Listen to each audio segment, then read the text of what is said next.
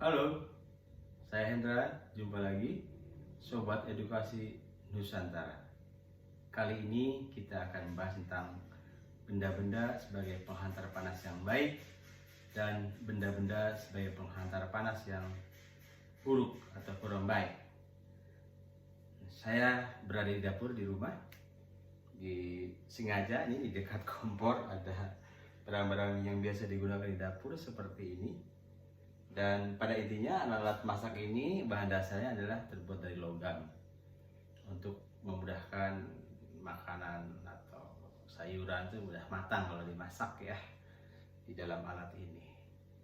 Namun demikian kalau kita perhatikan bahwa ada bagian tertentu dari alat ini juga yang mungkin bukan merupakan penghantar panas yang baik. Jadi bahan intinya ini logam, tapi ada alat tertentu yang bagian tertentu yang bukan merupakan penghantar yang panas yang baik atau penghantar panas yang buruk ini seperti ini. Ini bahan dasar dari kayu untuk mengolah makanan ya, mengaduk makanan. Oke, ini ada wajan, ada handle ini bukan penghantar panas yang baik. Jadi kalau saya pegang meskipun wajannya panasnya luar biasa dengan kompor gas ini, handle-nya bisa dipegang berlama-lama, tidak masalah. Jadi sambil pegang, ngaduk-ngaduk makanan, tidak masalah. Karena bagian handle ini semua dari bahan yang merupakan penghantar panas yang buruk. Juga demikian ini. Ini ada bahan. Ini kalau ini bukan kayu tapi bahan plastik tertentu dan merupakan bahan penghantar panas yang buruk. Sedangkan intinya wajannya ini adalah bahan intinya dari logam yang merupakan penghantar panas yang baik. Juga demikian, ini ada senduk ya. Ininya ada handle penghantar panas yang buruk, warna hitam dari bahan plastik. Sedangkan ini dari logam untuk mengaduk-aduk makanan. Juga ini ada pancinya ya. Pancinya ini juga ada handle-nya. Handle-nya adalah penghantar panas yang buruk. Handle-nya adalah penghantar panas yang buruk. Jadi kalau ini dalam keadaan panas, kalau saya angkat ya saya nggak merasa panas, dipindahkan kemana gitu ya. Nah ini juga demikian, ada handle-nya terbuat dari bahan kayu seperti ini, ada yang terbuat dari bahan plastik, ini bahan plastik, ini juga bahan plastik yang keras ya, bahan plastik tertentu, bahan keras dan penghantar panas yang buruk. Ini dari kayu, handle-nya kayu. Ini juga handle kayu, bahan dasar dari plastik yang penghantar panas yang buruk. Cuma ini diberi warna merah supaya artistik aja. Jadi kalau kita di sekolah atau di perguruan tinggi atau dimanapun tentang belajar mengenai penghantar panas, bahan-bahan penghantar panas yang baik, bahan-bahan penghantar panas yang buruk, maka kita praktekkan secara nyata di dapur, digunakan dalam teknologi dapur ini, menempatkan konsep penghantar panas yang baik, konsep penghantar panas yang buruk.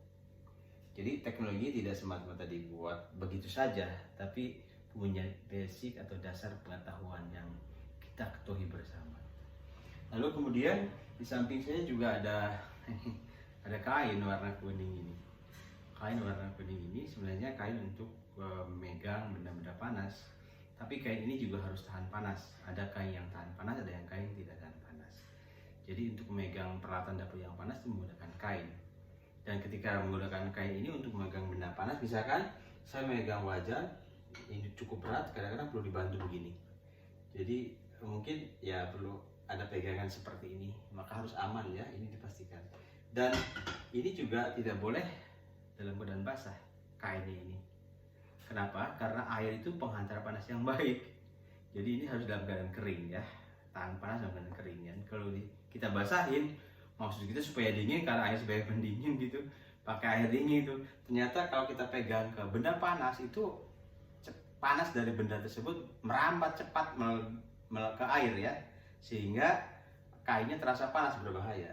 Jadi gunakanlah kain yang kering untuk membantu mengangkat benda panas.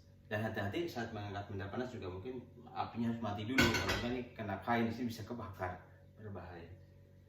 Ini demikian dengan mudahnya kita pelajari bagaimana kaitan antara konsep benda sebagai penghantar panas yang baik dan benda sebagai penghantar panas yang buruk yang dipelajari di sekolah, di perguruan tinggi atau dimanapun, dan penerapan teknologi untuk peralatan di dapur.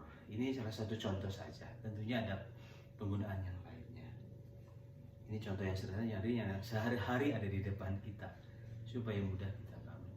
Jadi kalau logam sebagai penghantar panas yang baik, air juga sebagai penghantar yang baik ya. Contohnya kalau dipanaskan air cepat panas ya, dan mendidih. Dalam waktu lama cepat mendidih. Sedangkan benda-benda lainnya seperti kayu penghantar panas yang buruk. Mungkin pasti juga penghantar panas yang buruk. Sehingga ini kita pahami semua dalam teknologi ini. Demikian, lalu kita lanjutkan dengan fenomena yang lain. Nah, berikutnya di depan saya ada gelas, ada cangkir. Ini gelas berisi teh panas. Lalu ada tutupnya. Gelasnya ini karena kebetulan airnya masih panas karena baru saya curahkan ke dalam gelas dari dispenser. Dan ini panas sekali. Nah, ini ada tutupnya. Tutupnya ternyata dari bahan logam. Ini tutupnya panas sekali ini. Saya tidak tahu berapa derajat. Kalau ada alat ukur mungkin baik bisa ketahuan suhunya. Tapi ini ada handle-nya ini. Jadi tutupnya bahan logam, penghantar panas yang baik. Kalau dipakai tutup gelas yang airnya panas, ini tutupnya panas sekali. Tapi ini ada handle tutup supaya nyaman diangkat atau ditutup dan tidak merasa panas ya. Karena handle-nya ini